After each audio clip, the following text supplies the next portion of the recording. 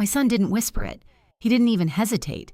He said it loud enough for every guest holding a champagne glass in my backyard to hear. She's become a burden. I'm tired of carrying her. The words landed harder than the tray I had just dropped at my feet. Glass shattered, conversations died, and for a moment I felt like I had disappeared inside my own life. I didn't argue, I didn't cry. I simply reached into my pocket, pulled out a small velvet box, and placed it gently into my daughter-in-law Claire's hand. You should be the one to open it, I told her quietly, but not here. And that was the moment everything began to change. If you've ever been hurt by someone you trusted the most, I think you'll understand what comes next. Before I continue, let me ask you, what would you have done in my place? If this story already makes you feel something, take a second to like and subscribe. It really helps more than you think. And tell me, where are you watching from and what time is it there right now? I'll read every comment. My name is Janice Parker, and until 3 years ago, I thought I understood exactly what my life was. It wasn't glamorous, it wasn't loud, but it was steady, honest. Built with hands that had learned over time how to create something lasting out of nothing but patience and quiet effort. My husband Michael Parker and I spent most of our lives running a small woodworking shop just outside Savannah. It wasn't the kind of place you'd find in glossy magazines or trendy city blogs. It smelled like sawdust and varnish, and the floor always had a thin layer of wood shavings, no matter how often we swept. But everything in that shop had a story. Michael used to say that wood remembered the hands that shaped it. People think they're just buying a table, he'd tell customers, running his fingers over a finished surface. But they're really taking home time, effort, a little piece of someone's life. I used to laugh when he said things like that. He had a way of making ordinary things feel important. We didn't make a fortune, but we made enough. Enough to raise our son Ryan, enough to keep the lights on, enough to believe we were doing something right. Ryan grew up in that shop, running between stacks of lumber, playing with leftover scraps, falling asleep in the corner on a pile of folded blankets, while Michael and I worked late into the night. I remember looking at him sometimes and thinking how lucky I was. Back then, he used to reach for my hand without hesitation. That memory stayed with me longer than it should have. Michael passed away on a quiet Tuesday morning. No warning, no long illness, just a sudden stillness that turned my entire world into something unrecognizable. One day, I was someone's wife. The next, I was alone in a house that suddenly felt too big, too quiet, too full of echoes. Ryan came that same evening. He hugged me longer than he had in years. His voice was softer than I remembered. "Mom," he said gently, "you shouldn't be here by yourself anymore." At the time, those words felt like love. He told me I could move in with him and Claire, said they had space, said Lily would love having her grandma around, said it didn't make sense for me to stay alone in that house, holding on to memories that would only hurt more over time. I didn't agree right away. That house, it was everything Michael and I had built together. Every corner held a piece of us. The kitchen where we argued and laughed, the porch where we watched summer storms roll in, the bedroom where we planned a future that suddenly no longer existed. Leaving it felt like letting go of him. But grief does strange things to your sense of judgment. It makes you tired of silence, tired of memories, tired of waking up every morning and remembering all over again that the person you loved is gone. And Ryan was there, offering what looked like comfort, stability, family. So I said yes. I sold my car first. It didn't make sense to keep it if I was moving in with them. Ryan insisted he'd take care of transportation whenever I needed it. "Don't worry about anything, Mom," he told me. "You've done enough." I remember how those words made me feel at the time. Relieved, grateful, safe. I packed what I thought I'd need. Clothes, a few photo albums, Michael's old watch, and some small keepsakes I couldn't bring myself to leave behind. I told myself I wasn't losing my home. I was just changing where I lived. There's a difference, I believed. At least that's what I told myself. Ryan and Claire's house was beautiful.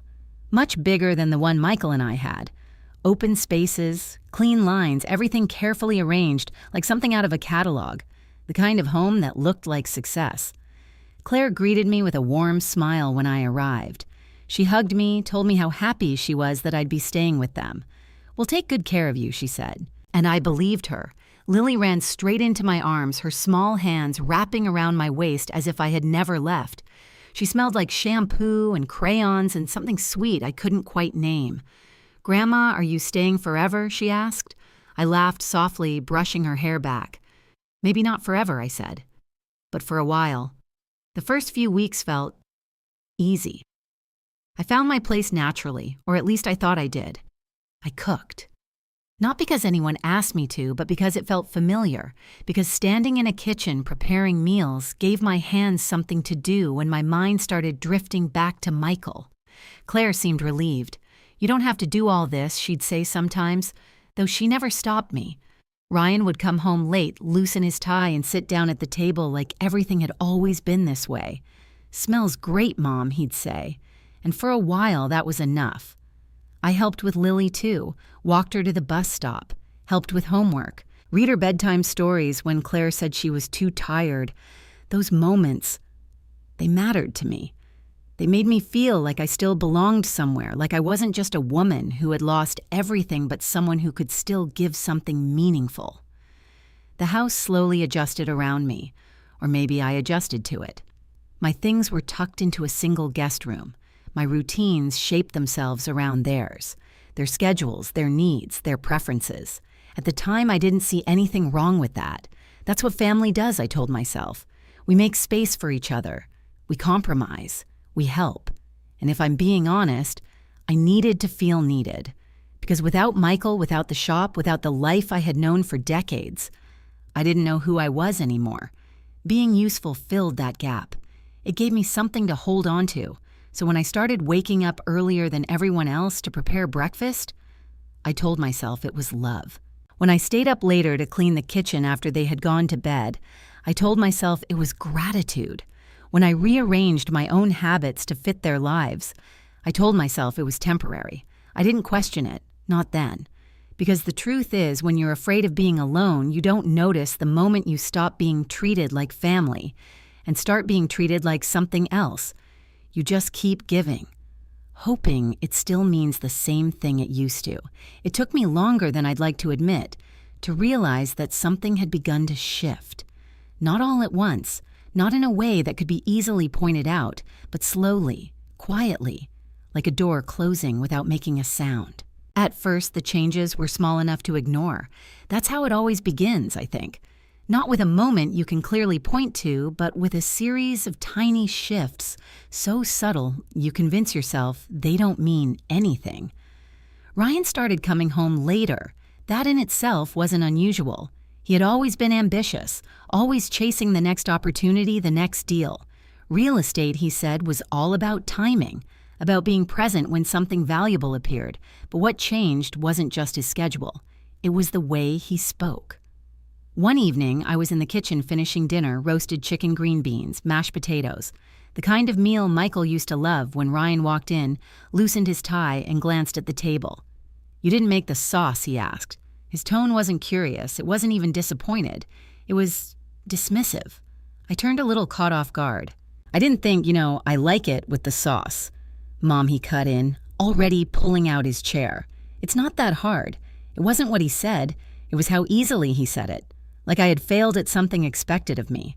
I told myself he was just tired, stressed, that people say things they don't mean when they've had long days. So I smiled quietly, apologized, and sat down. That became a pattern. Not overnight, but steadily. "Mom, can you handle Lily's pickup tomorrow? Mom, I need you to clean up the living room before my clients come. Mom, don't leave your things out. It makes the place look cluttered." The word mom stopped sounding like a name.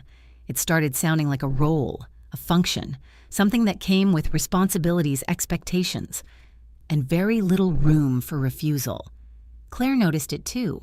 I could tell by the way she hesitated sometimes, like she wanted to say something but couldn't quite find the courage or the right moment. But she never actually stepped in, not once. When guests came over, that was when I felt it most clearly. The first time I didn't think much of it. Ryan had invited a few colleagues from his firm. I had spent most of the afternoon preparing appetizers, setting the table, making sure everything looked presentable. When they arrived, I wiped my hands on a towel and stepped into the living room ready to greet them. Ryan glanced at me. Just a quick look. Then he turned back to his guests and kept talking. No introduction, no acknowledgement. I stood there for a second longer than I should have, unsure what to do. One of the women smiled politely at me. The kind of smile you give someone when you're not sure who they are. I nodded back and retreated into the kitchen. That's where I stayed for most of the evening, refilling drinks, clearing plates, moving quietly between rooms like I wasn't supposed to be seen. At one point, I overheard someone ask, "Is that your housekeeper Ryan?" Laughed lightly. "Something like that," he said. "Something like that." I remember gripping the edge of the counter, feeling something tighten in my chest. But I didn't walk out. I didn't correct him. I didn't say I'm his mother, because somehow, in that moment, it felt like saying it would make things worse, as if the truth had already been replaced by something else, and pointing it out would only expose how far things had shifted. Claire came into the kitchen later, her expression uneasy. "You don't have to do all this," she said, watching me rinse a plate. I gave a small smile. "I don't mind." She hesitated. "I could have helped." "You've been busy," I replied gently. "It's fine." She nodded, but she didn't look convinced. Neither of us said anything more. The silence between us started to grow after that. It wasn't hostile. It wasn't even cold. It was careful. Like we were both aware of something we weren't ready to name. The second thing that changed was the money. That realization came slower, and it hurt in a different way. More quietly, more deeply. After Michael passed, there had been an insurance payout. Not a fortune, but enough to give me some security. Enough that I didn't have to worry about being a burden to anyone. Ryan had offered to help manage it. "You shouldn't have to deal with all that paperwork," he said. "Let me take care of it for you. I'll make sure it's invested properly." At the time, it made sense. He understood finances better than I did. He worked in a field that required it. And more importantly, he was my son. So I trusted him. Completely. For a while, I didn't think about it. I had food, a place to stay, my family around me. I didn't need much else. But one afternoon, I overheard Ryan on the phone in his office. The door was slightly open and I wasn't trying to listen. I had just been walking past when his voice caught my attention. "I'll cover it," he said. "It's temporary." There was a pause. "No, it's fine. I've got access to funds." Another pause. "Yeah, from my mom's account. It's just sitting there anyway." I stopped walking. My hand rested against the wall, my heart suddenly beating in a way I couldn't quite control. I waited.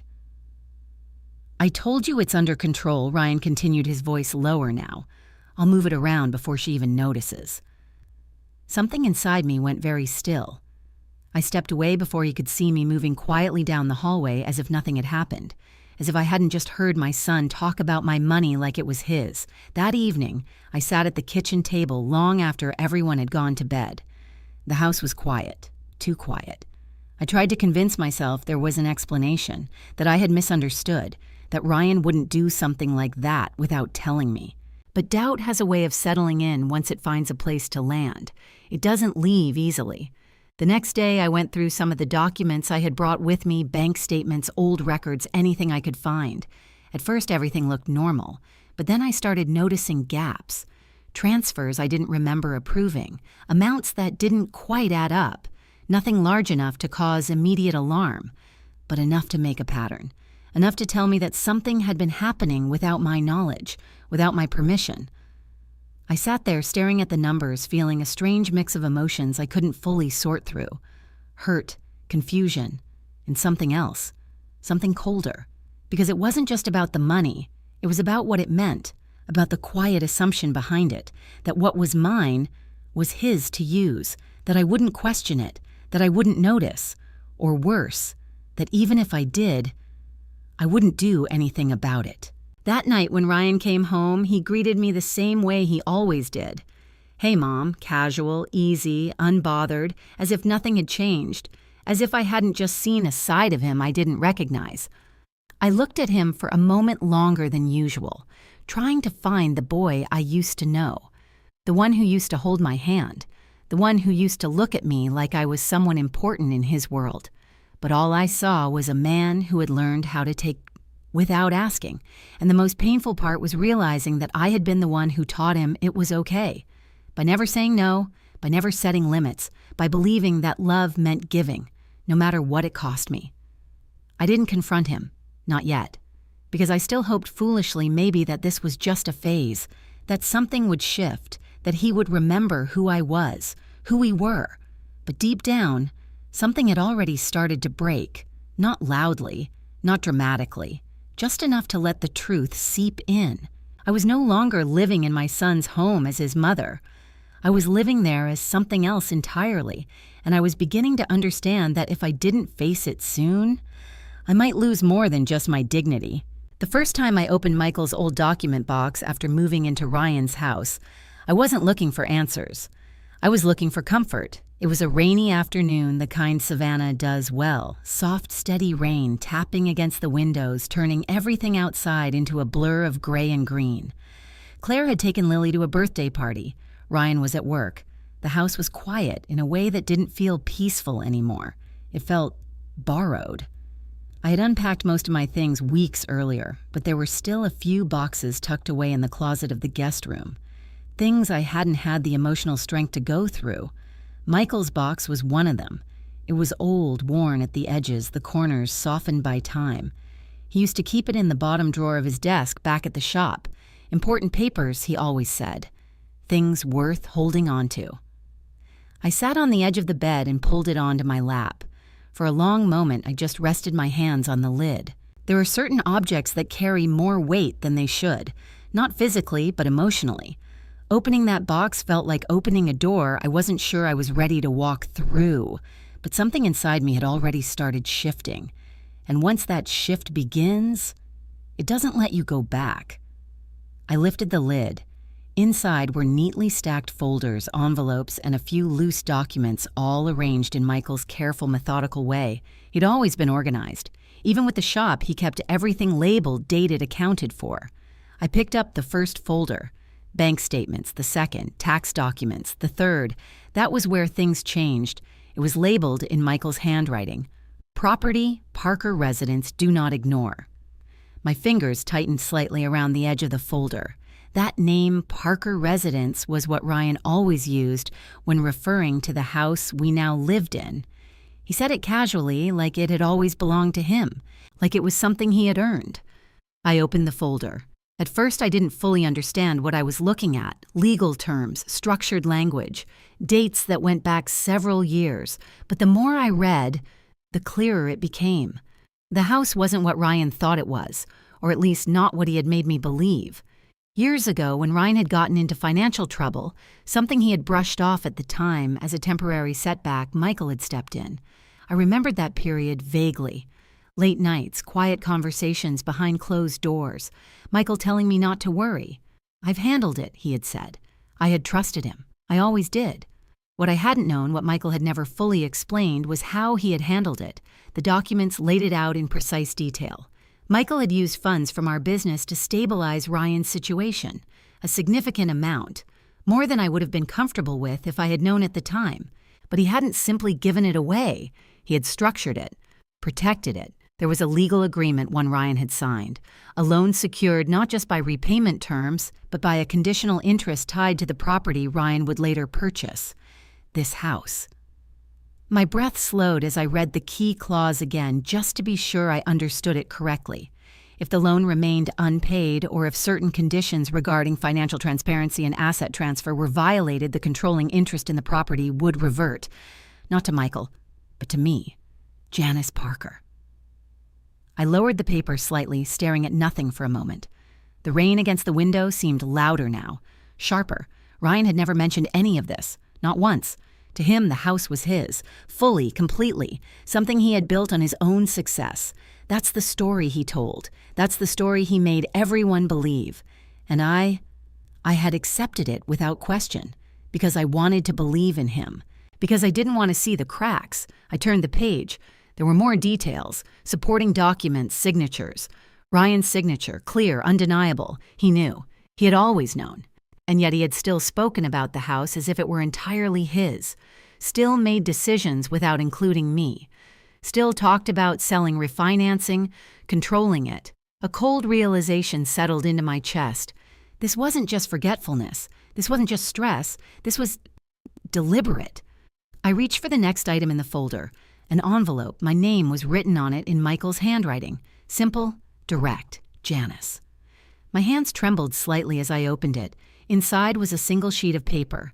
I unfolded it carefully as if the words themselves might break if I moved too quickly. Michael's handwriting filled the page. Familiar, steady, unmistakably his. I had seen it thousands of times on notes, on invoices, on little reminders he used to leave for me around the house. But this felt different, more intentional, more final. I began to read. Janice, if you're reading this, it means something has gone wrong. Not necessarily with the world, but within our own family. I stopped for a second, my chest tightening. He had known, or at least, he had feared this possibility. I continued, I love our son. You know that. I always will, but love doesn't blind me to who he can become when he forgets where he came from. My eyes blurred slightly, but I kept reading. I helped Ryan because he needed it, but I made sure that help had boundaries, not to punish him, but to protect you. I swallowed.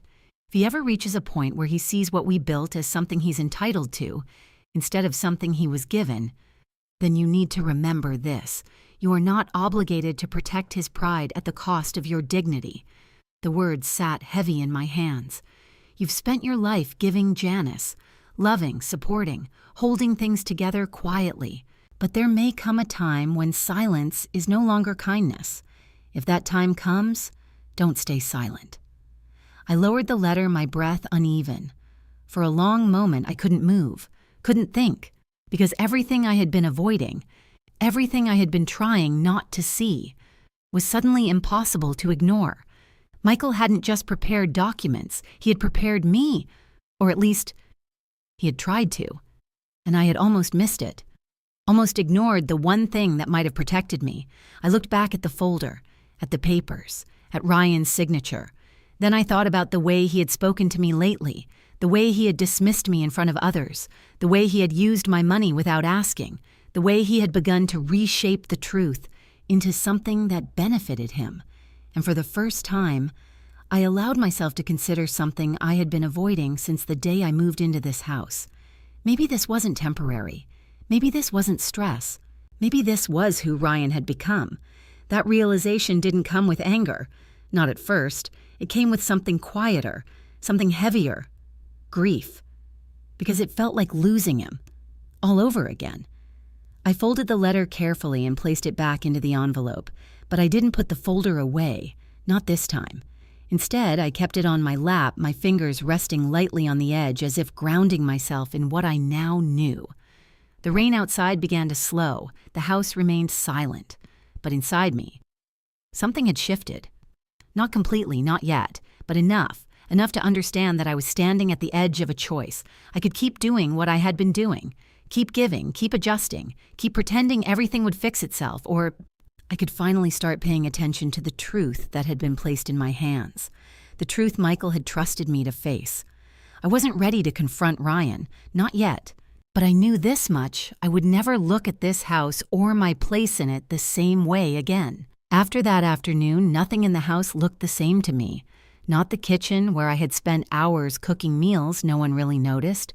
Not the living room, where I had quietly disappeared whenever Ryan had guests over. Not even the small guest bedroom that held the last pieces of the life I used to have. Everything felt rearranged, not physically, but in meaning. I started seeing things I had missed before, or maybe I had seen them all along and just refused to understand what they meant. Claire was the first person I began to notice differently. Before I had placed her somewhere in the middle, neither kind nor cruel, just distant. Polite when necessary, quiet most of the time. Someone who allowed things to happen without directly causing them. But now, I watched her more carefully, and what I saw didn't fit into something simple. It happened the next morning. I was in the kitchen early, as usual, preparing breakfast before anyone else woke up. The house was still wrapped in that soft, fragile silence that only exists before the day begins. I had just set the coffee to brew when I heard footsteps behind me. Claire. She walked in slowly, her hair still slightly messy from sleep, her robe tied loosely around her waist. For a moment she just stood there watching me. "You're up early again," she said. There was no accusation in her voice. No irritation, just observation. I gave a small smile. Habit, I replied. I've been waking up like this for years. She nodded but didn't move closer right away. Then after a second, she stepped forward and reached for a mug. I could have done breakfast today, she said almost casually. I looked at her surprised. You've got a lot on your plate, I said gently. This is easier for me. She didn't answer immediately. Instead, she leaned against the counter, her fingers wrapped around the mug as if she needed something solid to hold on to. You don't always have to make things easier for everyone else, she said quietly. The words caught me off guard, not because of what they meant, but because of who they were coming from. I studied her face. There was something there, something I hadn't allowed myself to notice before. Tiredness. Not the kind that comes from a long day, the kind that settles deeper, the kind that stays. Before I could respond, Ryan's voice cut through the moment from the hallway. Claire, where's my blue shirt? Her expression changed instantly, not dramatically, but enough. She straightened, placed the mug down, and walked out without another word. I stood there watching her go. That small shift, it stayed with me. Throughout the day, I paid closer attention. Claire moved through the house carefully, not nervously, but cautiously, like someone who had learned over time how to avoid unnecessary conflict. When Ryan spoke, she listened. When he asked, she responded. When he dismissed something, she let it go.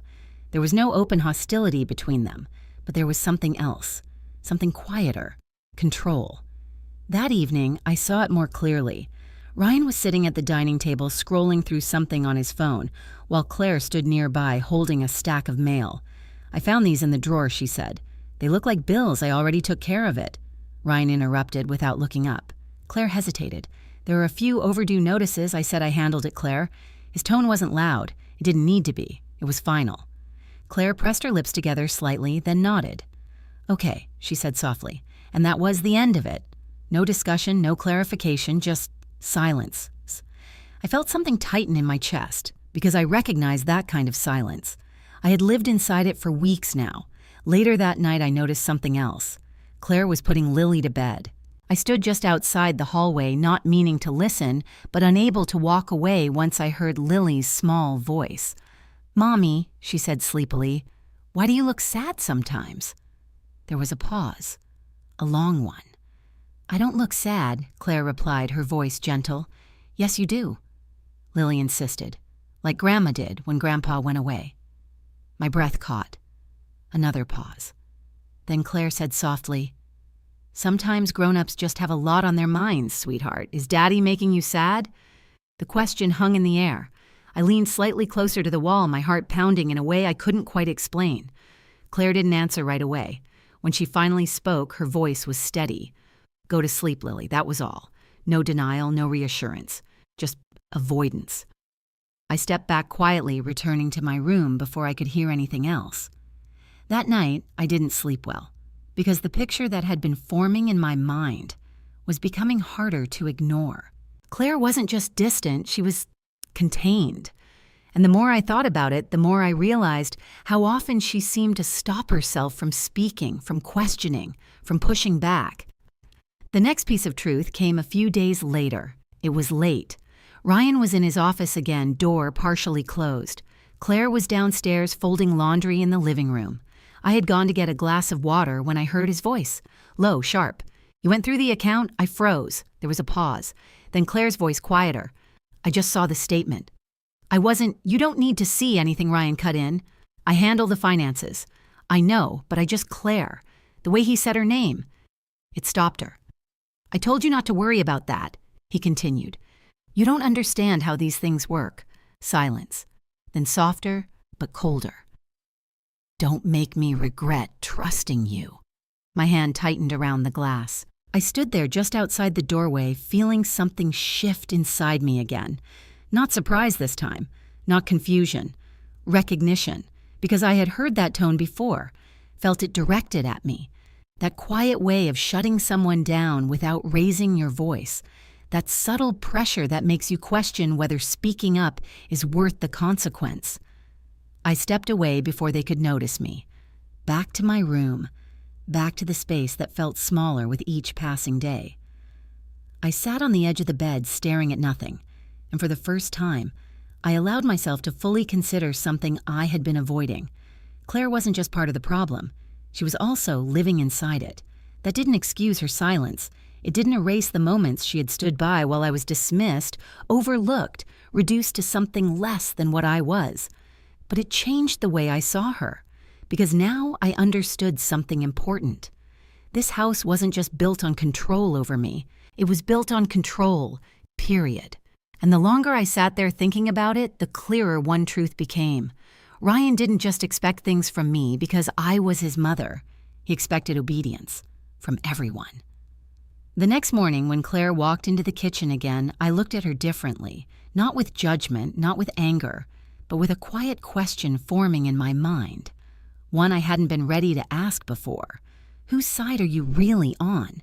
And more importantly, if the truth finally came out, would she have the strength to stand in it, or would she stay silent, like I had for far too long? The moment I realized Ryan wasn't just careless, but calculating, didn't come with a confrontation.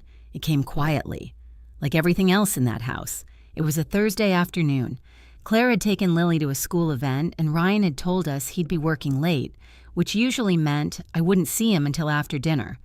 I had just finished folding laundry when I remembered I had left my reading glasses upstairs. That's how it happened.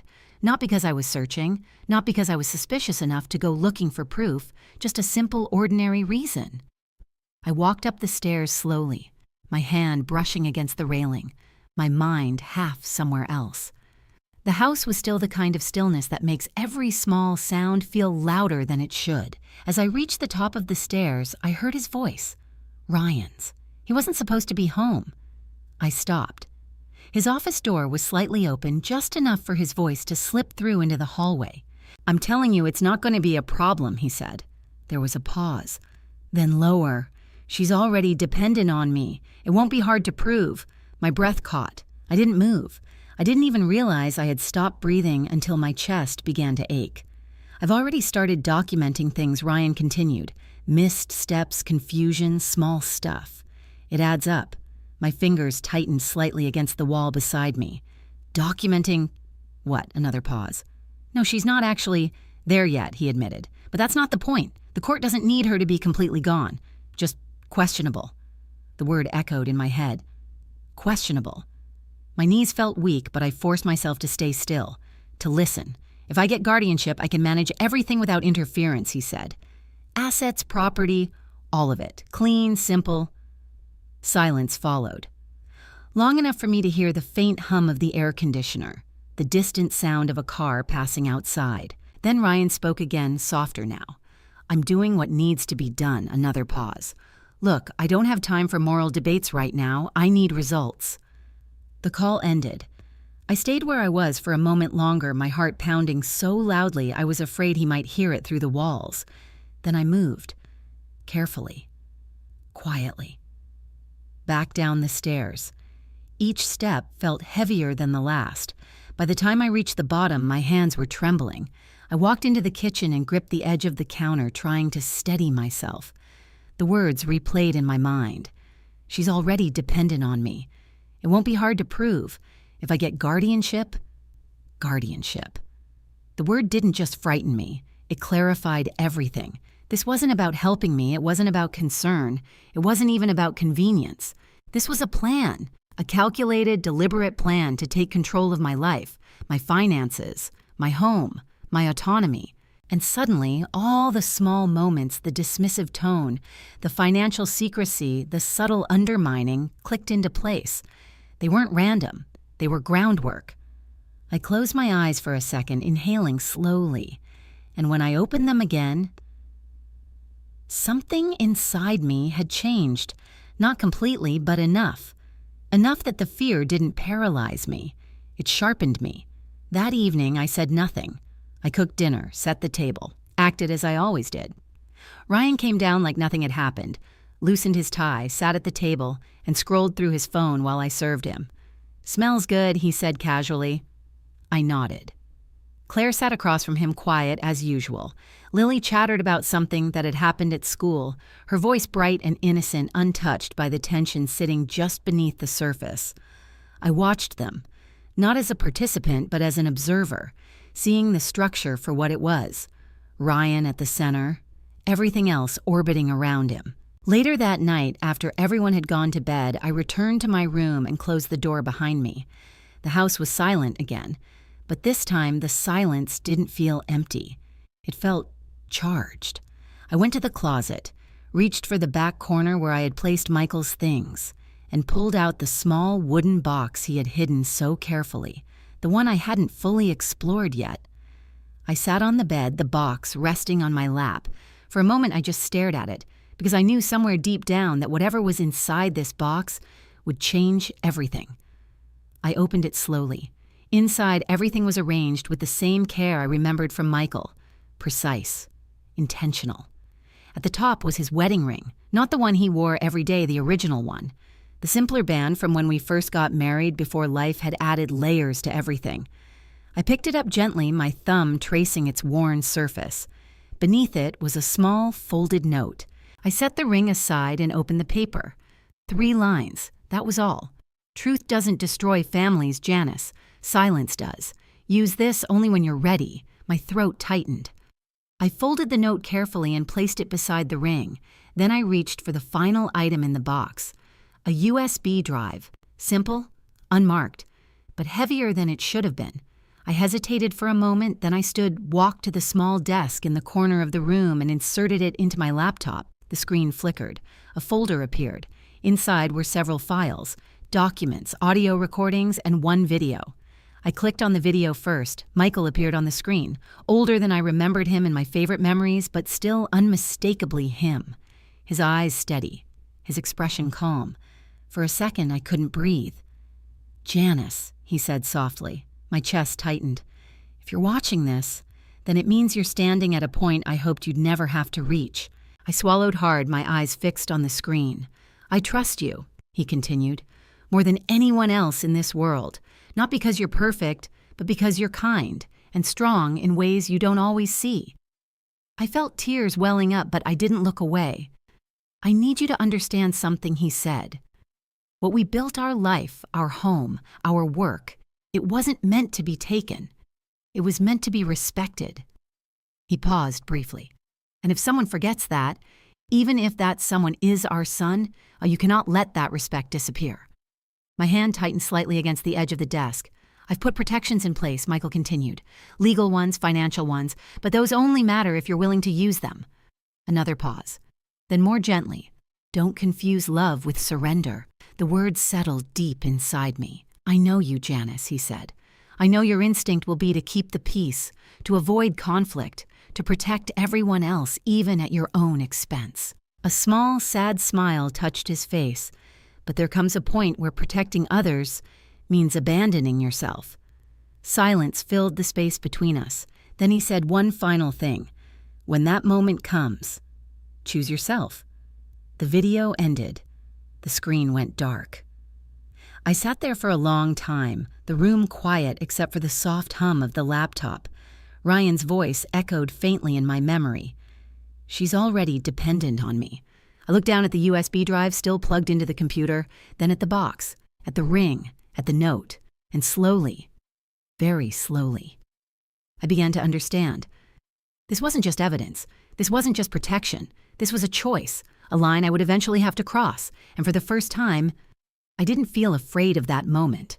I felt like I was finally starting to see it clearly. I didn't sleep that night, not because I was afraid, but because something inside me had finally stopped pretending. For weeks, maybe longer, I had been telling myself that everything could still be fixed quietly, that if I just waited, if I stayed patient, if I continued being the version of myself everyone expected, things would somehow return to what they used to be. But after hearing Ryan's voice upstairs, after watching Michael speak to me from a screen that felt more honest than anything in this house, I couldn't believe that anymore. The illusion had broken, and once something breaks like that, you don't get to go back to not seeing it. The next morning, I woke before sunrise.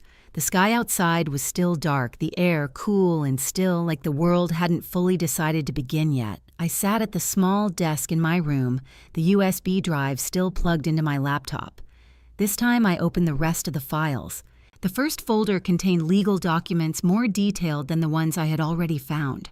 Agreements, amendments, clauses written in language that made it clear Michael had thought this through very carefully. He hadn't just hoped things would work out. He had prepared for the possibility that they wouldn't. The second folder contained audio recordings. I hesitated before clicking one.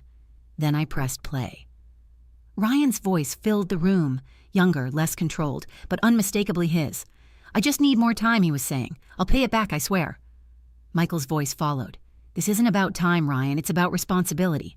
"I am being responsible, no," Michael replied calmly. "You're being reactive. There's a difference." There was a pause. Then Ryan again, frustrated. "You always think I'm going to mess things up." "I think you're capable of more than you're choosing to be," Michael said, "and that concerns me." The recording ended. I sat there staring at the screen, not because I was surprised, but because I could hear something in Ryan's voice back then. Something that had changed now. Back then there was still resistance. Now there was entitlement. I opened another file, this one more recent. Ryan's voice again. "Honestly, it's just easier if everything goes through me," he said. "Mom doesn't need to deal with all this." Another voice, someone I didn't recognize, responded. "Have you discussed that with her?" Ryan laughed lightly. "She wouldn't understand half of it anyway." The file ended. My jaw tightened slightly, not because of the insult, but because of how casually he had said it, as if reducing me was just practical. I closed the folder. I had seen enough. Not everything, but enough to understand the shape of what I was dealing with. I unplugged the USB and held it in my hand for a moment. Small, simple, but carrying more truth than Ryan would ever willingly admit. Then my gaze shifted to the wooden box on the bed, and for the first time, I saw it differently.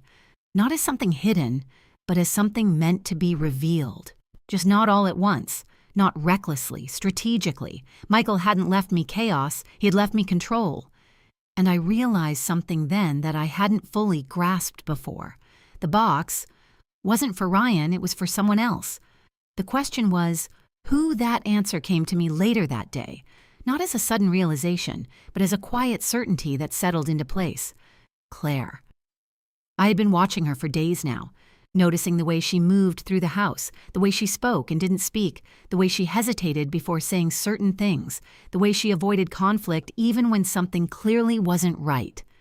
And most importantly, the way she reacted when Ryan wasn't looking. That afternoon, I found her in the laundry room, folding clothes with careful, precise movements as if focusing too hard on something simple could keep everything else from unraveling. "Claire," I said gently. She looked up, slightly startled. "Oh, hi," she replied. "I didn't hear you." I stepped closer, leaning lightly against the doorway. For a long time, I began slowly. "I thought you were choosing not to see what was happening." She froze, just for a second, then resumed folding. "I don't know what you mean," she said quietly. I nodded. "That's what I told myself too," I said. She didn't respond, so I continued.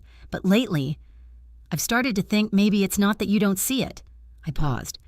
"Maybe it's that you don't feel like you can say anything about it." Her hands stopped moving. This time she didn't try to hide it. The silence stretched between us, heavy, honest. "I'm not asking you to explain anything," I said softly, "and I'm not asking you to choose sides." Her eyes lifted slightly. Then I said the one thing I knew would matter. "But I am asking you this." I met her gaze fully. "When the truth is right in front of you, what are you going to do with it?" Her expression shifted. Not dramatically, but enough. Enough for me to know the question had landed. "I don't know," she admitted after a moment. Her voice was barely above a whisper. I nodded. "That's fair," I said. Then I pushed myself off the doorway. "And when you figure it out," I added gently, "I hope it's something you can live with." I turned to leave, but before I could take more than a step, her voice stopped me. "Why are you telling me this?" I looked back at her, because the answer mattered, because I said quietly, "You're the only one in this house who might still be willing to see things as they are." She stared at me, not defensive, not dismissive, just thinking, and that was enough. That evening, as I sat alone in my room, I took the wooden box in my hands again. I opened it, looked at the ring, The note, the USB. And for the first time, I understood exactly what I needed to do. Not confront Ryan directly. Not yet. That would only push him into defense, into denial, into more control. No. If I wanted the truth to matter, it needed to reach someone who still had a choice. Someone who hadn't fully crossed the line yet. Claire wasn't innocent, but she wasn't beyond reach either. And sometimes, the most powerful thing you can do isn't expose the truth to the person who created the lie. It's place it in the hands of someone who has to decide whether to keep believing it. I closed the box slowly. My decision settled in steady and clear. I would wait for the right moment. And when it came, I wouldn't argue. I wouldn't beg. I wouldn't defend myself. I would simply hand Claire the truth and let her decide what kind of person she wanted to be. Once I made the decision, something inside me grew. Quieter, not weaker, clearer. For the first time since I moved into Ryan's house, I wasn't reacting anymore. I wasn't trying to keep up, to adjust to smooth things over before they turned into conflict. I was watching, waiting, and preparing. The next step was Diane Brooks. I hadn't spoken to her in almost a year, not since Michael's funeral. Life had pulled us in different directions, as it often does when grief settles in and people don't quite know how to step around it. But Diane wasn't just an old friend. She was sharp, grounded, and more importantly, she understood the kind of legal structures Michael would have put in place. If I was going to do this, I needed to know exactly where I stood. I called her that morning while Ryan was at work and Claire had taken Lily to school. She answered on the second ring. Janice, her voice carried a mix of surprise and warmth. "It's been a while." "It has," I admitted. A brief pause followed. Then she said gently, "I've been thinking about you." I know I replied, "I should have called sooner." "You don't owe me that," she said, "but I'm glad you did now." I hesitated for a moment. Then I said, "I need your help." Her tone shifted instantly, focused. "Tell me what's going on." I didn't explain everything over the phone, just enough. Enough for her to understand that this wasn't a casual conversation, that this mattered. "Come by this afternoon," she said without hesitation. "Bring whatever you have." "I will." And just like that, the first real step was taken. Diane's office was exactly the way I remembered it. Neat, organized, sunlight pouring through the tall windows, casting long lines across shelves filled with files and law books. It felt solid, stable, something I hadn't felt in a while. She greeted me with a firm hug, not too long, not too distant, just enough. "You look tired," she said as she pulled back. I gave a small smile. "I feel awake," I replied. She studied me for a second, then nodded. That's usually when things start to change. We sat down at her desk. I placed the folder in front of her. Michael's documents, the USB, the note, everything. She didn't interrupt as she went through them, page by page, carefully. Occasionally adjusting her glasses, occasionally pausing to reread a clause. The silence stretched. But it wasn't uncomfortable. It was necessary. When she finally looked up, her expression was different. Not surprised, but impressed. "Michael didn't do anything halfway, did he?" she said. I shook my head softly. "No," I replied. "He never did." Diane leaned back slightly, folding her hands. "Okay," she said. "Let's talk about what this means." My chest tightened slightly, because this was it, the moment where everything became real. "You have leverage," she began, "more than Ryan probably realizes." I listened carefully. "The property. This house, it's not fully his, not legally, not under the terms Michael set up. If certain conditions are triggered," she tapped the document lightly. "Control shifts to me," I said quietly. She nodded, yes. A small silence followed, then she added, "And based on what you told me, it sounds like those conditions may already be in play." My heart beat a little faster. Meaning Diane said, choosing her words carefully, if Ryan has been moving funds without transparency, and if he's attempting to establish legal control over you under questionable circumstances. She met my eyes. He's putting himself in a very vulnerable position. I let that settle. Not with satisfaction, but with clarity. "What can I do?" I asked. Diane didn't answer immediately. Instead, she leaned forward slightly. "That depends on what you want." I frowned slightly. "I want this to stop," I said. "I want him to stop treating me like I don't matter." She nodded. "Those are emotional goals," she said gently. "And they're valid." Then her tone shifted. But legally, you have options. She raised one finger.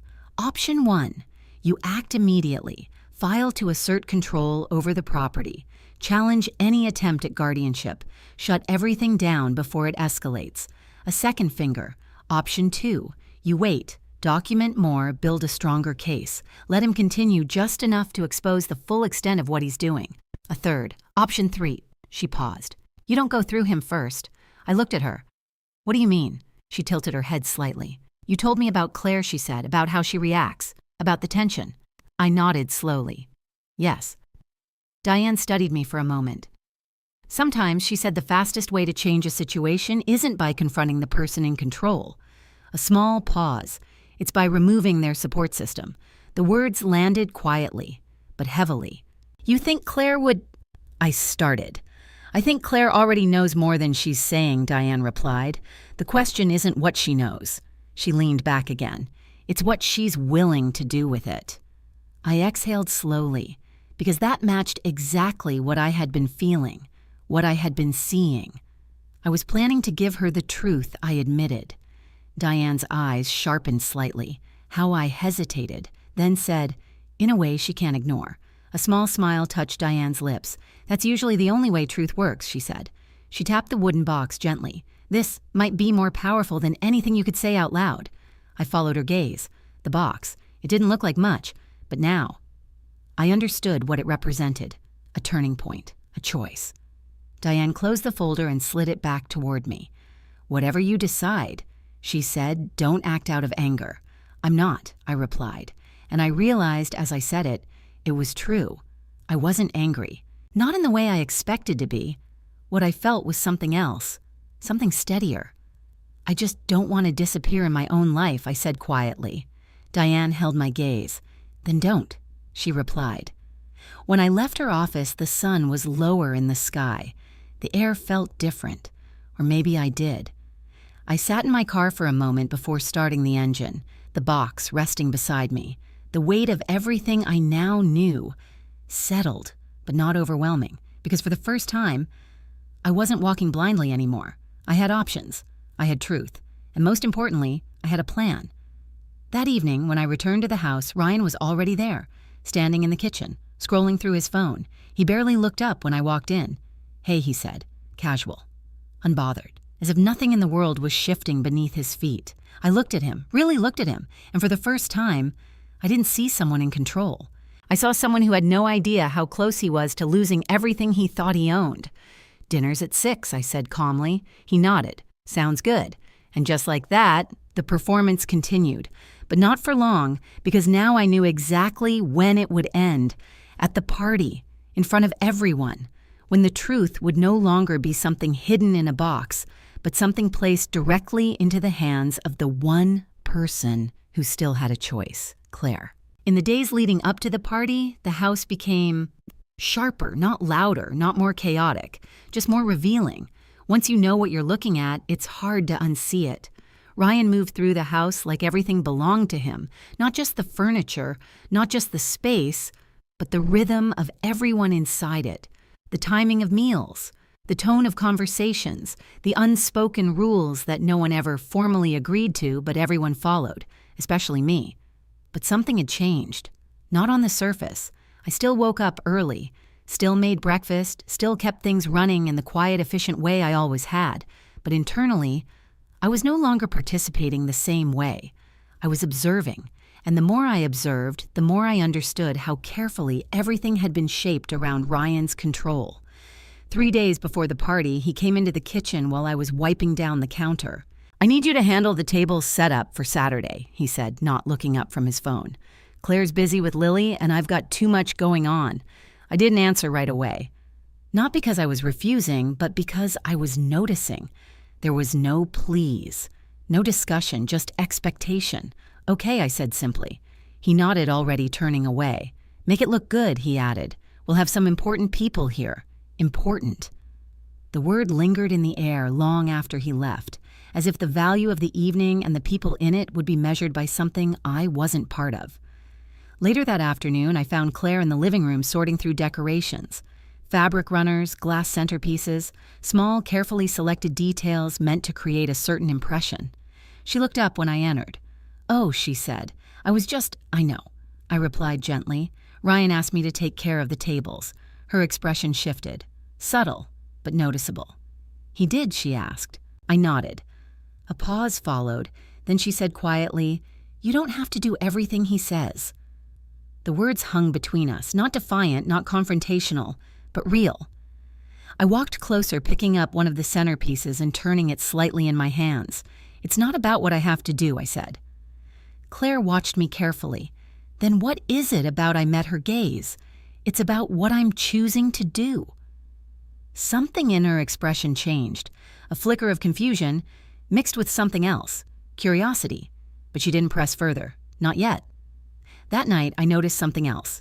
Claire was standing at the sink washing dishes long after dinner had ended. The house was quiet. Lily had already gone to bed. Ryan was upstairs, likely in his office. I walked in quietly, reaching for a towel to dry the plates.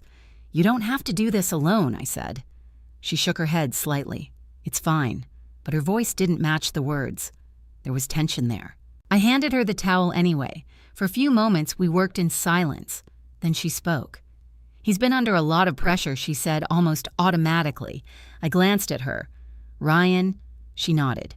"Work finances, everything." I dried a plate, slowly considering my response.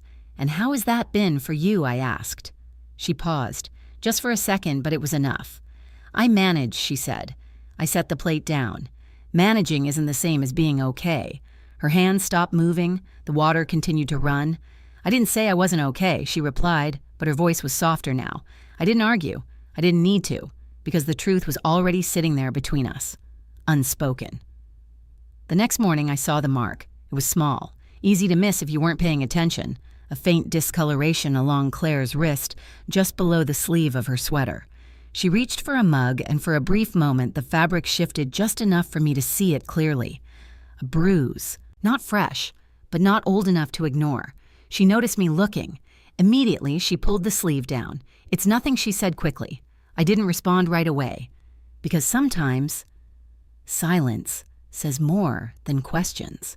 "I didn't ask," I said gently. Her eyes flickered. Then she looked away. That was the moment everything settled into place.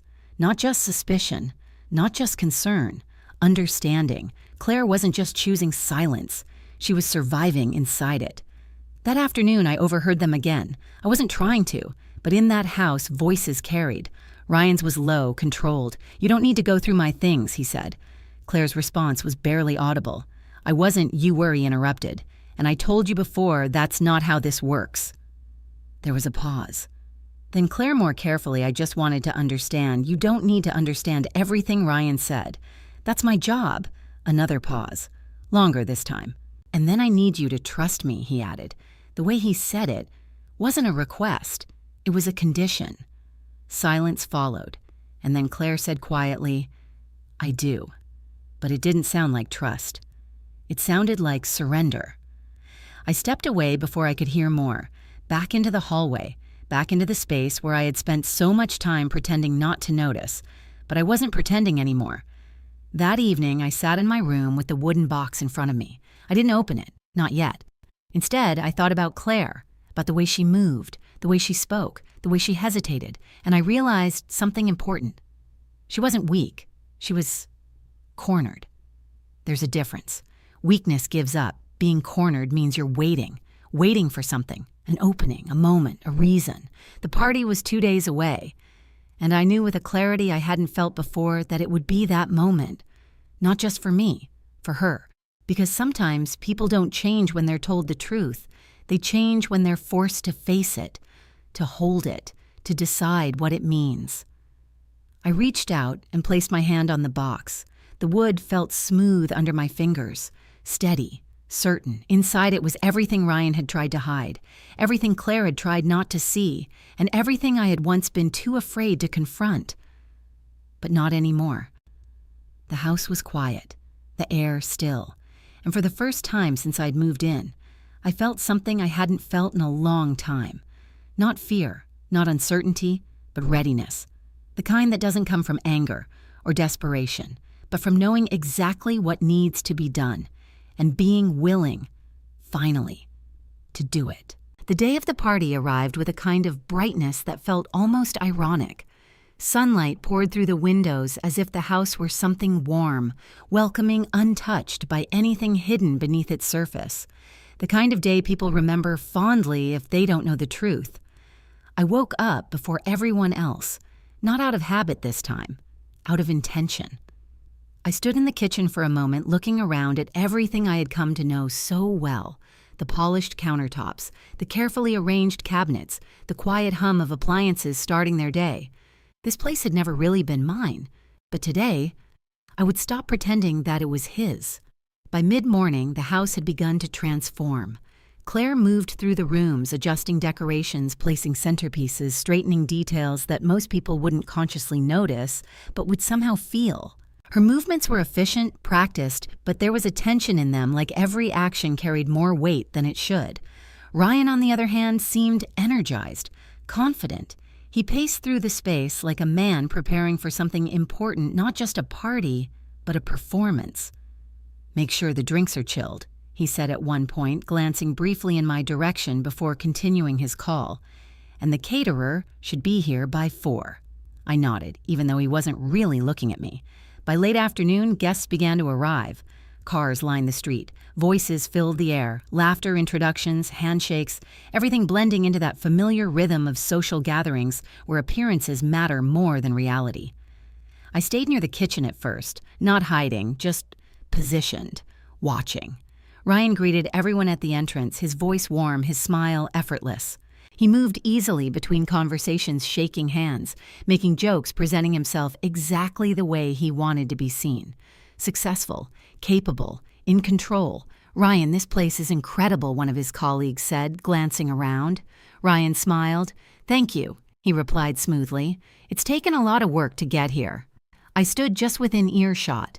The words didn't surprise me, but they didn't pass through me the way they used to, because now I knew what they were built on. I picked up a tray of drinks and stepped into the living room. A few guests turned toward me, offering polite smiles. "Thank you," one woman said as she took a glass. "Of course," I replied. Another man looked at me briefly, then back at Ryan. "Did you hire help for tonight?" he asked casually. Ryan laughed lightly. "Something like that," he said. The words landed exactly the way they had before. But this time, I didn't look away. I didn't retreat immediately.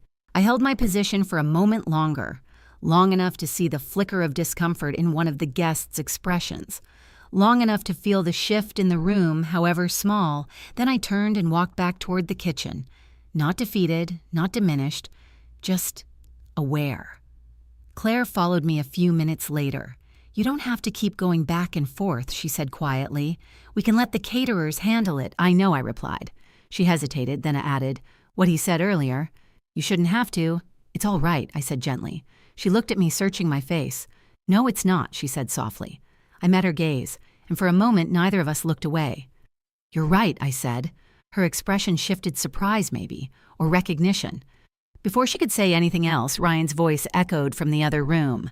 "Claire, can you come here for a second?" She glanced toward the sound, then back at me. "I'll be right back," she said.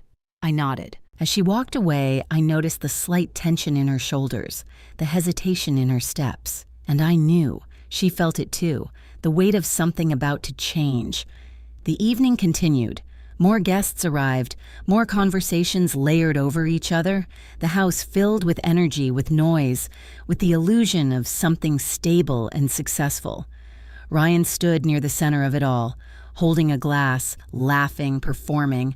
At one point, someone asked about his recent promotion. He smiled, raising his glass slightly. "It's been a long road," he said, "but hard work pays off." A few people nodded, murmured agreement. Absolutely, someone added.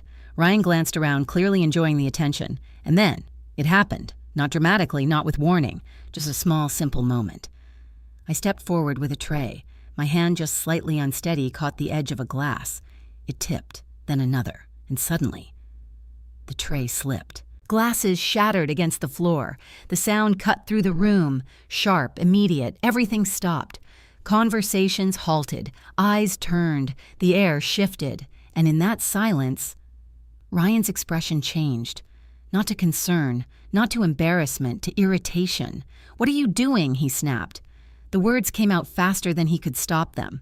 I stood there looking down at the broken glass, then back up at him. "I'm sorry," I said quietly. He exhaled sharply, running a hand through his hair. "This is exactly what I mean," he muttered.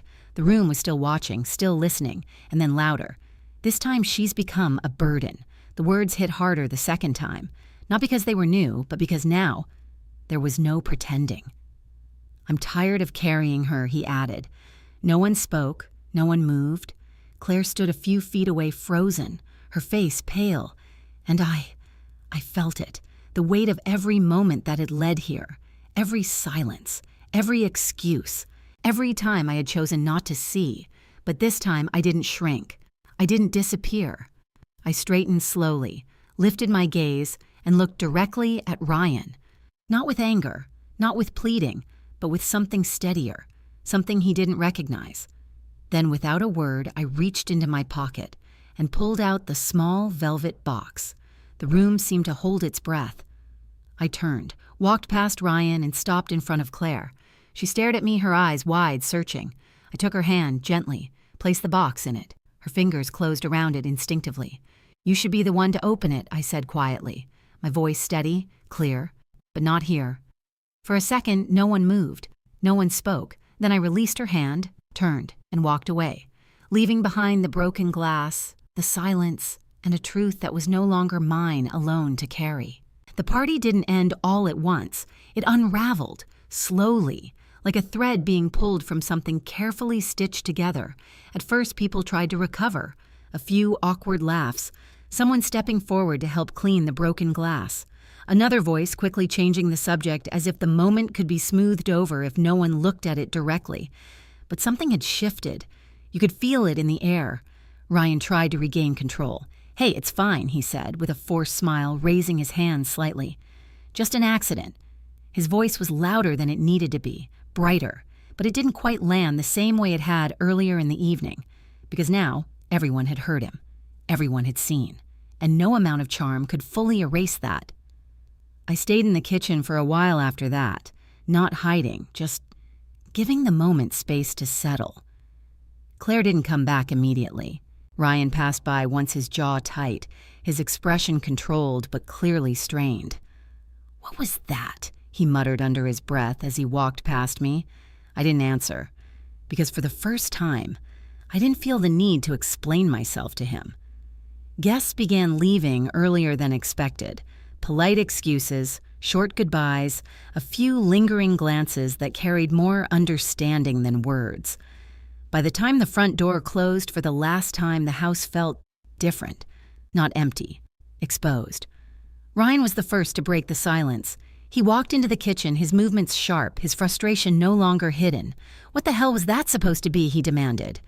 I turned to face him. Calm, composed. "The truth," I said. His expression hardened. "What truth?" he snapped. "You embarrassed me in front of everyone." I held his gaze. "You embarrassed yourself," I replied quietly. The words landed harder than I expected.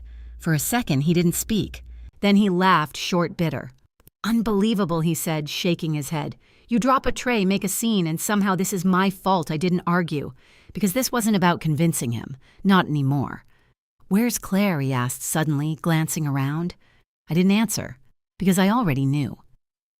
Claire was upstairs, in our room, sitting on the edge of the bed with the small velvet box still in her hands. She hadn't opened it yet. Not during the party. Not when Ryan had tried to take it from her because he had. He had reached for it the moment we stepped away from the crowd.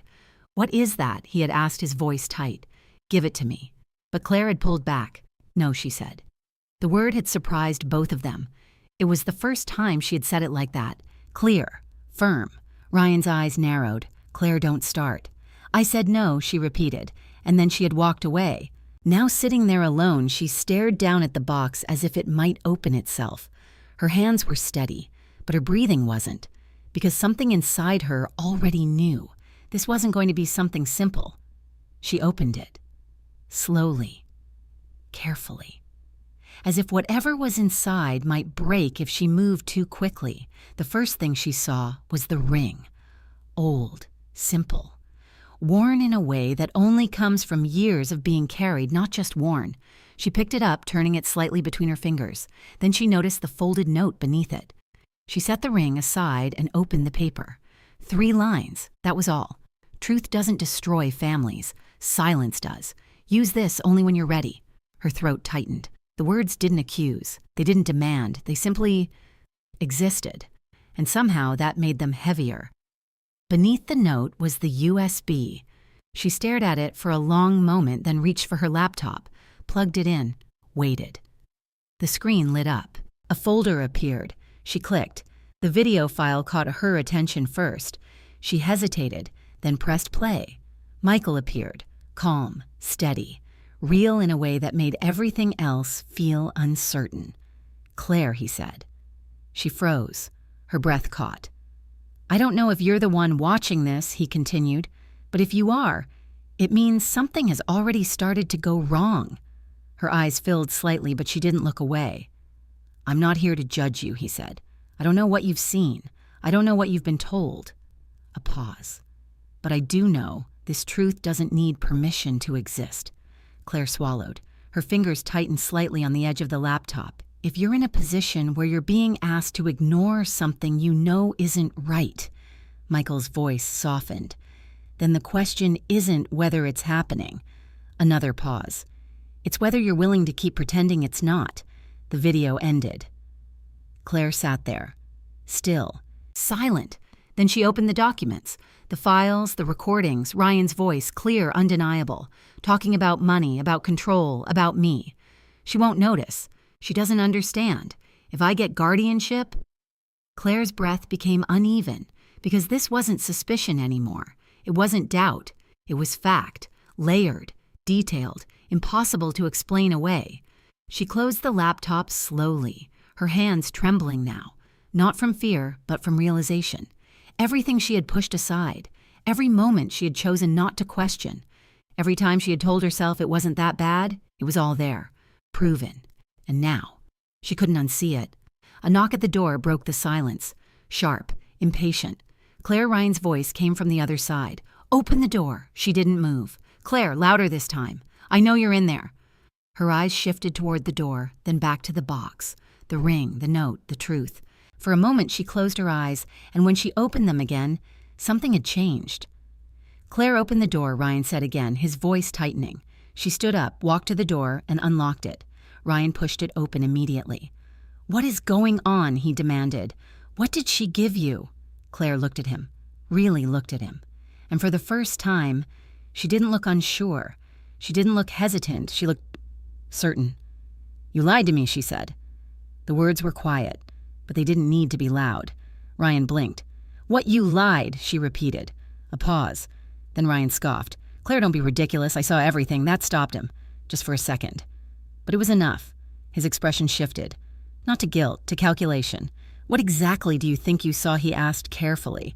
Claire didn't answer immediately. Instead, she stepped aside slightly, revealing the laptop. The file still open.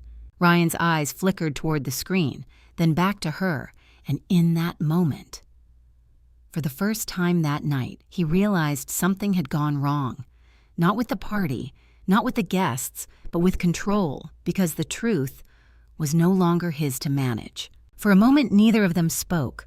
Ryan stood in the doorway, his hand still gripping the edge as if he needed something solid to hold on to. Claire stood a few feet away, her shoulders squared, not aggressively, not defensively, but with a kind of quiet steadiness that hadn't been there before. The air between them felt different. Not tense, in the way arguments usually are, but final. Ryan was the first to move. He stepped into the room, closing the door behind him with more force than necessary. "Okay," he said, exhaling sharply. "Let's not overreact." Claire didn't respond. Her eyes stayed on him, unblinking. "I don't know what she told you." Ryan continued gesturing vaguely toward the box, the laptop, everything laid out between them. "But whatever this is, it's being twisted. Still nothing." That silence had unsettled him. "You know how she is," he added quickly. "She's emotional. She doesn't understand how things work. She sees something out of context, and suddenly it becomes stop." The word cut through his sentence. Not loud, but absolute. Ryan froze. Claire took a step closer. "Don't do that," she said. "Don't make this about her." His jaw tightened. "I'm not making it about her. I'm explaining no." Claire interrupted, her voice steady. "You're deflecting." A flicker of irritation crossed his face. "Claire, I heard you," she said. That stopped him. What he asked. "I heard you," she repeated. "Before tonight, before the party. I heard the way you talk about her." Ryan's expression shifted slightly. "Just enough. That's not what you think he said." Claire let out a small breath. "That's the problem," she replied. "It's exactly what I think." Silence stretched between them, heavy. Then Ryan changed tactics. His tone softened. "Look," he said, stepping closer. "I've been under a lot of pressure, okay? You know that. Work, finances. Everything's been building. I've had to make decisions." Claire didn't move. "Decisions," she echoed. "Yes," he said quickly. "For us, for this family. To keep things stable." She looked at him carefully. "And lying to me is part of that." Ryan hesitated. "Then I didn't lie," he said. Claire's expression didn't change. "You hid things," she said. "You moved money. You made plans about your mother without telling me. You talked about her like she was a problem to solve." "That's not fair," Ryan snapped. "It's not supposed to be fair," Claire replied. "It's supposed to be honest."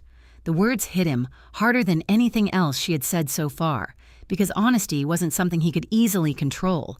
"You're blowing this out of proportion," he said, his voice tightening again. "Everything I've done has been to protect what we have." Claire shook her head slowly. "No," she said. "Everything you've done has been to control it." Ryan stared at her. And for the first time, when he didn't have an immediate response, because the truth, when it's said plainly, doesn't always leave room for argument.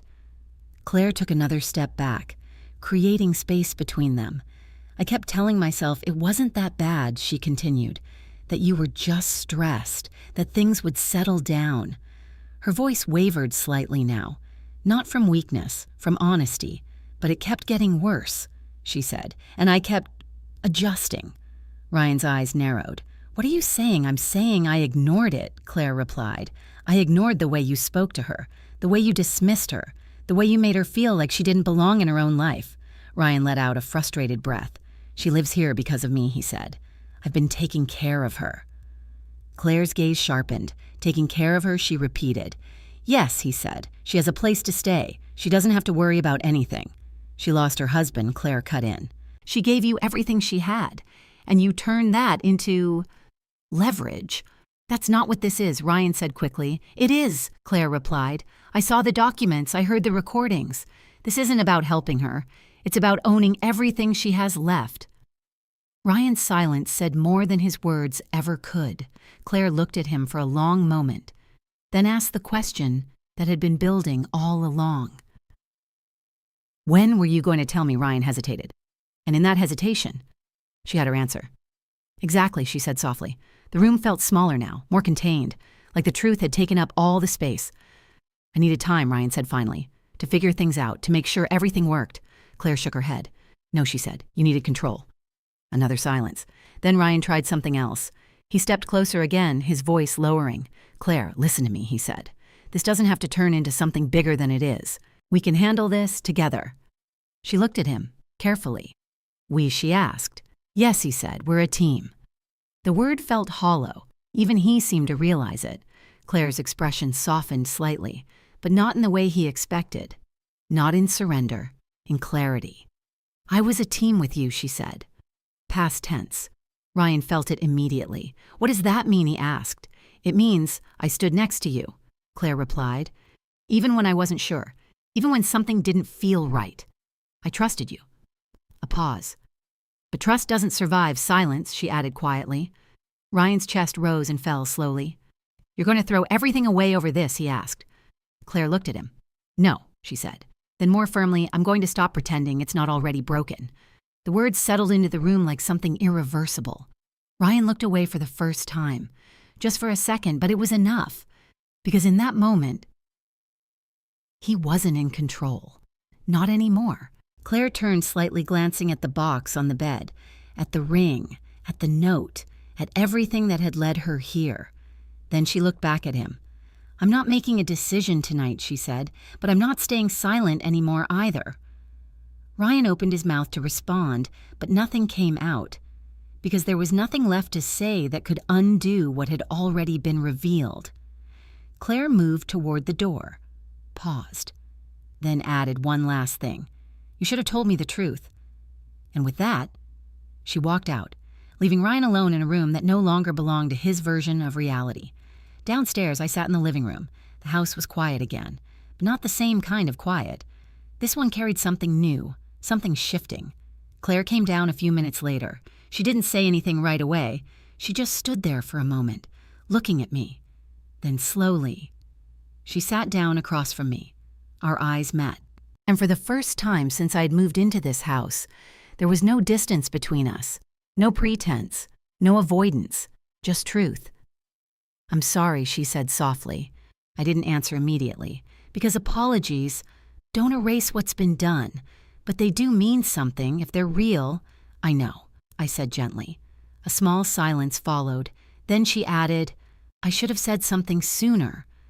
I nodded slightly.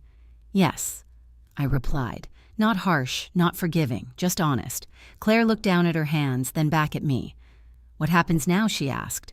I held her gaze, and for the first time, I answered without hesitation. "That depends," I said quietly, "on what you're willing to do next." Claire didn't answer my question right away. She sat across from me, her hands clasped together, her eyes fixed somewhere between the coffee table and the floor, as if the space in front of her might offer something solid to stand on. It didn't, because the kind of choice she was facing didn't come with easy ground.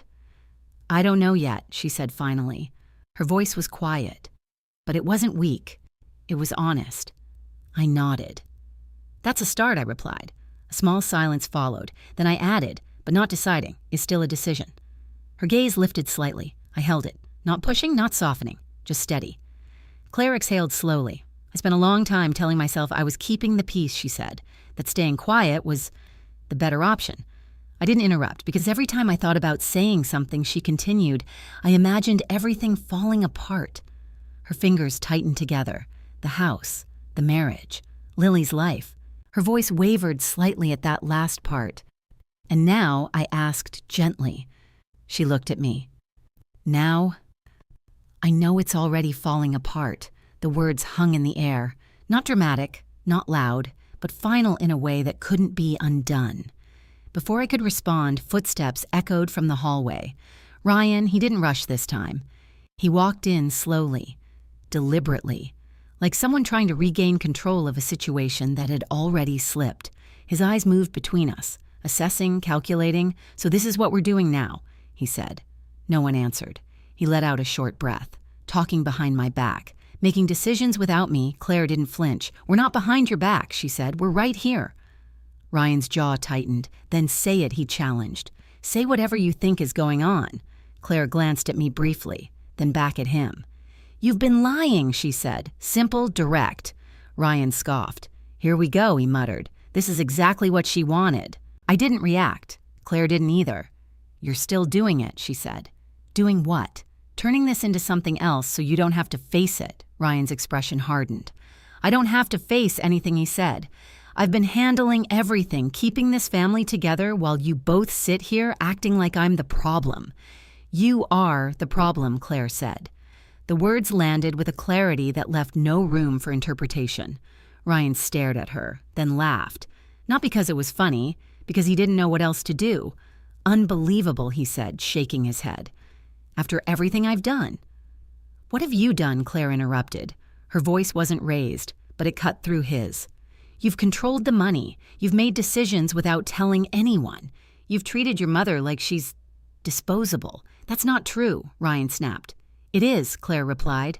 Another silence, tighter this time. Ryan turned to me.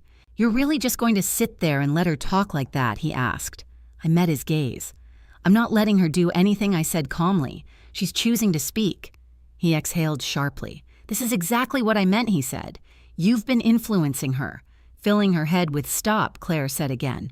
Ryan's patience was slipping. "You don't get to tell me to stop," he said. "I do," she replied. "Because I'm done pretending this is normal." The room seemed to shrink around us, every word heavier than the last. Ryan ran a hand through his hair, pacing slightly. "You don't understand the situation," he said. "There are things at stake here that you're not thinking about." Like what Claire asked. "Our future," he said quickly. "This house. Stability. Everything we've built." Claire's expression didn't change. She repeated again. Ryan hesitated, and again that hesitation told her everything. "I built this," he said instead. "I made this happen." I watched him carefully, not with anger, but with a kind of quiet recognition. Because that sentence, that belief, was at the center of everything. "No," I said softly. Ryan turned toward me. "Yes," he insisted. "I worked for this. I earned it. You were helped." I replied. He shook his head. "That's not the same thing." "It is," I said. "My voice didn't rise. It didn't need to. You didn't start with nothing, Ryan. You didn't build this alone. You were given something, and instead of respecting it, you decided it belonged to you completely." His expression darkened. "You don't get to rewrite my life," he said. "I'm not rewriting anything," I replied. "I'm just not ignoring it anymore." Silence. Then Claire spoke again. "There's more," she said. Ryan looked at her. "What do you mean?" She held his gaze. "You're in debt." It wasn't a question, it was a statement. Ryan froze. Just for a second, but it was enough. "That's not," I saw the emails Claire said. "The accounts. The overdue notices you told me were handled." His jaw tightened. "That's temporary," he said. "I told you that. You didn't tell me anything," she replied. "You hid it." Ryan's composure cracked slightly.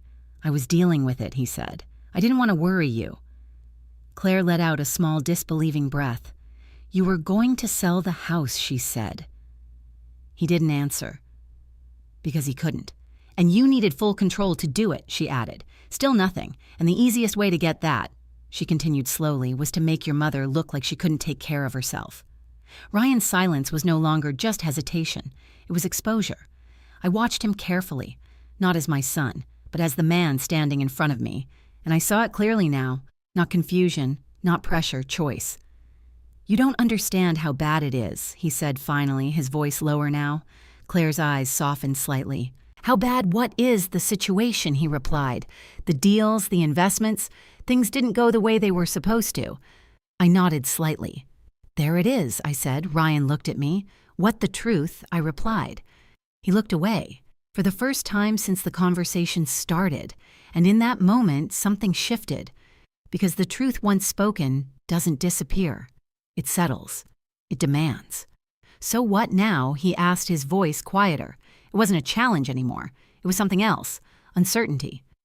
I leaned back slightly, my hands resting calmly in my lap. Now I said, "We stop pretending." Claire looked at me, then at Ryan. "And we decide what happens next," she added. Ryan stood there, no longer pacing, no longer controlling the conversation, just standing, at the edge of something he couldn't manage his way out of. And for the first time, he didn't look like someone in charge. He looked like someone who had run out of options. The room held its breath. For a long moment, no one spoke. Not because there was nothing left to say, but because everything that needed to be said had already been laid bare. Ryan stood in the center of it all, no longer moving, no longer pacing. The sharp edges of his control had softened into something less certain. Not quite regret, not yet accountability, but something close to realization. He looked between Claire and me. "So what?" he said, finally, his voice lower now, less certain than I had ever heard it. "You're just going to take everything away from me." There it was. Not an apology, not a question about what he had done, a question about what he might lose. I studied him carefully, because in that moment I understood something I hadn't fully accepted before. Ryan didn't see this as a moral reckoning. He saw it as a transaction. Loss versus control, power versus consequence. And that was the real problem. "This isn't about taking anything from you," I said calmly. He let out a short laugh. "It looks a lot like it," he replied. Claire didn't move, didn't interrupt. She was watching him the same way I was now, not as the man who held everything together, but as the man who had built something fragile and called it stability. "You've already taken what wasn't yours," I continued. Ryan's jaw tightened. "I didn't take anything," he said. "I used resources that were sitting there. That's not the same thing." "It is when you don't ask," I replied. "It was for the family," he insisted. "For all of us. Claire's voice came quietly. "No," she said, "it was for you." Ryan turned to her. "You benefited from it too," he said. "This house, this life." Claire shook her head. "I lived in it," she said. "That's not the same as building it, honestly." Another silence. He looked back at me. "So, what happens now?" he asked again. This time it wasn't defensive, it wasn't aggressive. It was uncertain, and that was new. I took a slow breath because this was the moment everything had been leading to. Not the party, not the box, not even the confrontation. This, the point where I had to decide what I was going to do with the truth I now held. "I spoke to Diane," I said. Ryan's expression shifted immediately. "Of course you did," he muttered. "She reviewed everything I continued, the documents, the agreements, the conditions tied to the house." He didn't interrupt, because he already knew, or at least he suspected. "Legally," I said, "you don't have full control over this property." His jaw tightened. "I know how it's structured," he replied. "That doesn't mean it means," I said gently but firmly, "that if certain conditions are met, control shifts." He looked at me, really looked at me, and for the first time, there was something in his eyes that hadn't been there before. Fear. "You're not going to do that," he said. Not as a statement, as a hope. I held his gaze. "That depends," I replied. Claire shifted slightly beside me. Ryan's voice lowered. "You'd put your own son out on the street," he asked. The question was meant to wound, to redirect, to pull me back into the role he understood, the one that gave endlessly, the one that protected him from consequences. But something in me had changed. "I wouldn't be putting you anywhere," I said. "You would be facing the result of your own choices." He shook his head. "This is unbelievable," he said. After everything I repeated, I am still choosing not to destroy you." That stopped him. "What does that mean?" he asked. I leaned forward slightly. It was time to be clear. "You have two options," I said. His shoulders stiffened. "Option 1. I continued. I move forward legally. I assert control over the property. I challenge your actions, your use of my funds, your attempt to establish guardianship." His face went pale. "And if I do that," I added, "it won't stop at the house." Silence. Heavy. Unavoidable. "Option 2, I said, you stop." He frowned. "Stop what?" Everything, I replied. "The manipulation, the secrecy, the control." Claire watched him closely, and Ryan asked. "And you take responsibility," I said, fully. Not in words, in action. His eyes narrowed slightly. "What does that look like?" I didn't hesitate.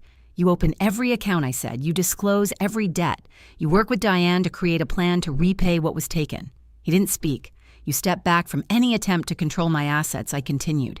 "And you agree in writing that you will not pursue guardianship under false pretenses." Ryan exhaled slowly. "That's a lot," he said. "It's the truth," I replied. A pause. Then Claire spoke. "And you get help," she added. Ryan looked at her. "What you get help," she repeated, "for whatever led you here. Because this didn't start with money. It started with how you think." He scoffed slightly. "I don't need therapy." Claire didn't react. "Yes," she said quietly. "You do." Another silence. Ryan looked between us, cornered, not by force, but by reality. "And if I don't agree?" he asked. I held his gaze. "Then I protect myself," I said, simple, final, no anger, no threat, just truth. The room felt still again, but not tense, settled, because the lines had been drawn. Clearly, Ryan ran a hand over his face. For the first time, he looked tired. Not from work, from holding something together that no longer held. "This is my home," he said quietly. I shook my head. "It was never just yours," I replied. He closed his eyes briefly. And in that moment, I saw something I hadn't seen in a long time. Not arrogance, not control, but the beginning of understanding. Not complete, not clean, but there.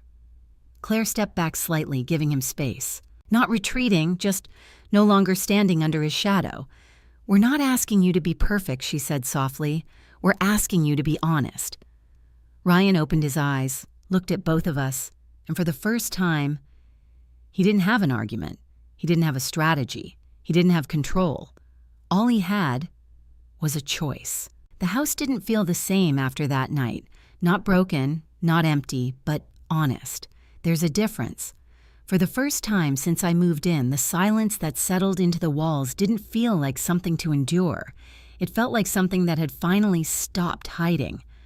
Ryan didn't give his answer right away. Not that night, not the next morning. And strangely, I didn't push him, because I understood something now that I hadn't before. You can't force someone to change. You can only remove the illusion that they don't have to. 2 days passed, quiet ones.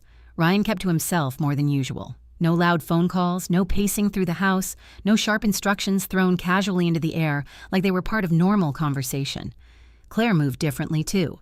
Not cautiously, not carefully, but with a kind of awareness that hadn't been there before.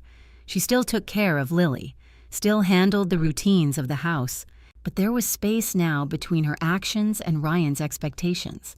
And I stopped doing things I had been doing automatically. Not dramatically, just intentionally. I didn't wake up early to prepare breakfast. I didn't rush to clean up after everyone. I didn't fill every silence with effort, and no one asked me to. That was the first sign something had truly shifted. On the 3rd day, Ryan came to find me. I was sitting on the back porch, the same porch where I had once imagined quiet evenings with Michael watching the sun set behind the trees, talking about nothing and everything at the same time. Now the light stretched across the yard in long, golden lines, the air warm but not heavy. Ryan stood in the doorway for a moment before stepping outside. Mom. The words sounded different, not softer, but uncertain. I looked up at him. Sit, I said. He hesitated. Then he did. For a while, neither of us spoke. The quiet between us wasn't comfortable. But it wasn't hostile either. It was necessary.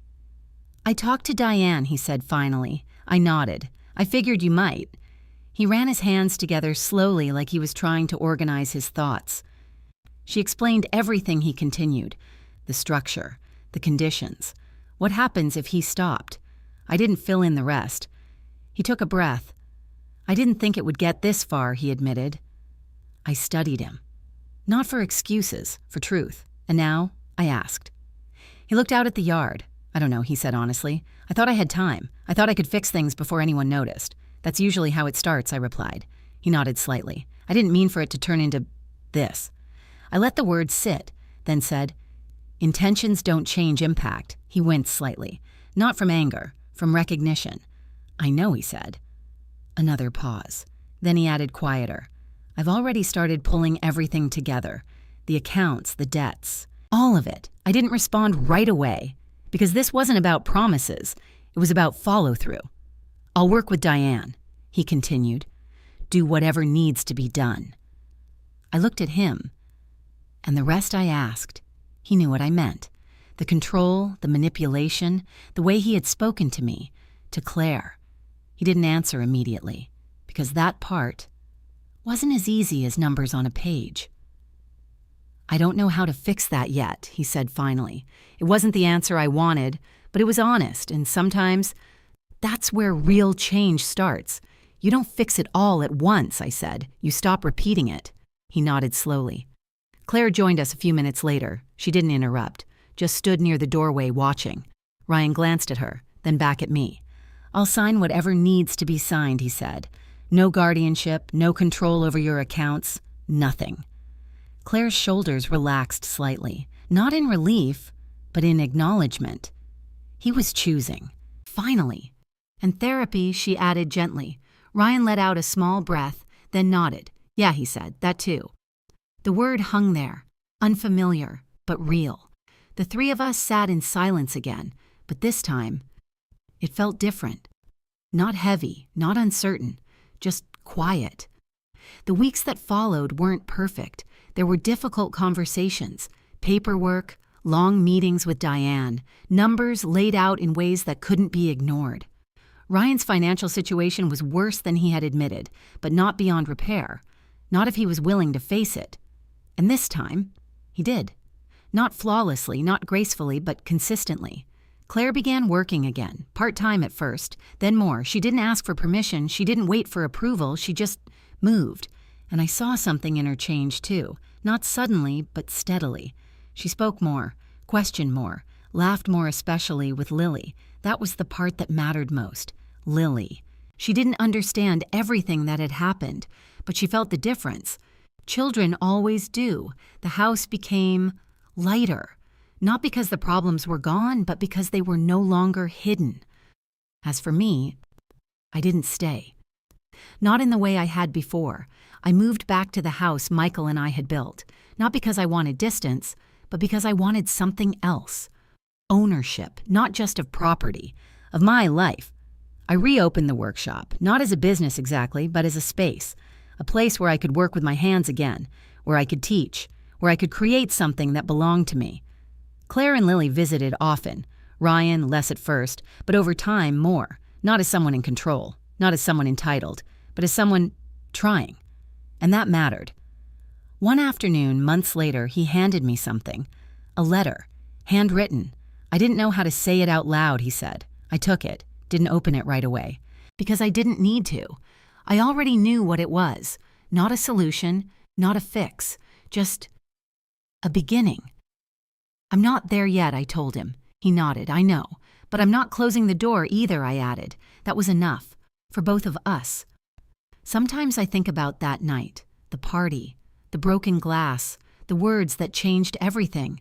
She's a burden. For a long time I believed those words had the power to define me, to shrink me, to erase everything I had been, but now I understand something different. Being called a burden doesn't make you one. Being treated like you don't matter doesn't erase your worth. And silence. Silence is where that kind of damage grows. The box I handed Claire that night, it didn't destroy my family. It revealed it. And once the truth is seen, you can't go back, but you can choose what comes next. And that is where real change begins. What this story reminds me of is something simple but not easy. Love without boundaries turns into sacrifice, and sacrifice without respect turns into loss. You can give everything to people you care about and still deserve to be treated with dignity. You can forgive and still refuse to be controlled. And sometimes the most powerful thing you can do is stop staying silent. If you were in my place, would you have done the same thing, or would you have walked away sooner? Tell me in the comments. I really do read them all. And if this story meant something to you, don't forget to like and subscribe. You never know who might need to hear a story like this today.